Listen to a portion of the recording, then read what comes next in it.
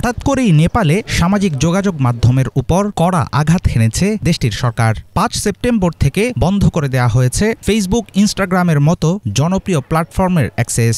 সরকারের অভিযোগ, ভুয়া অ্যাকাউন্ট ব্যবহার করে ঘৃণা ছড়ানো, গুজব রটানো, সাইবার অপরাধ এবং সামাজিক সম্প্রীতি নষ্ট করার কাজে এসব মাধ্যম ব্যবহার করা হচ্ছে। পুরোপুরি নিয়ন্ত্রণে না এনে সোশ্যাল মিডিয়া চালু রাখলে হুমকির মুখে পড়বে জাতীয় নিরাপত্তা। নেপালে প্রায় ৩ কোটি জনসংখ্যার মধ্যে ৯০% ইন্টারনেট ব্যবহারকারী। এত বিপুল সংখ্যক মানুষ নিয়ে ব্যবসা চালানো প্ল্যাটফর্মগুলোর জবাবদিহিতা নিশ্চিত করার জন্য সরকার চালু করেছে নিবন্ধন নীতি। এর জন্য ৩ সেপ্টেম্বর পর্যন্ত সময় দিয়েছিল নেপাল সরকার। নির্দেশনায় বলা হয়, প্রতিটি প্ল্যাটফর্মকে তথ্য প্রযুক্তি মন্ত্রণালয়ে নিবন্ধন করতে হবে, মানতে হবে নির্ধারিত কিছু শর্ত।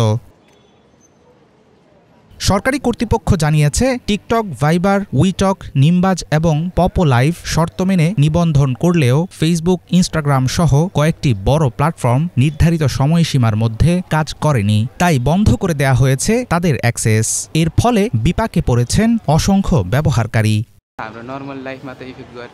এমন সিদ্ধান্ত আমাদের দৈনন্দিন জীবনে প্রভাব ফেলছে। আমরা ইনস্টাগ্রামে বন্ধুদের সঙ্গে মেসেজ দেয়া করতাম, তাই সেই অংশটাও ক্ষতিগ্রস্ত হয়েছে। নেপালের ছোট ব্যবসা থেকে শুরু করে বড় প্রতিষ্ঠান যেগুলো সামাজিক যোগাযোগ মাধ্যমে পরিচালিত হয়, তাদের জন্য বিষয়টা কঠিন হয়ে দাঁড়াবে বলে মনে করি।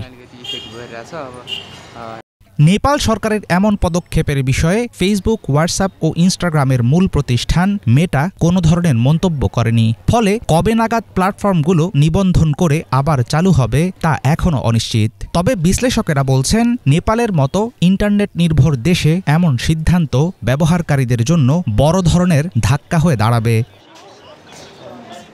হাফিজুল ইসলাম, বাংলা ভিশন।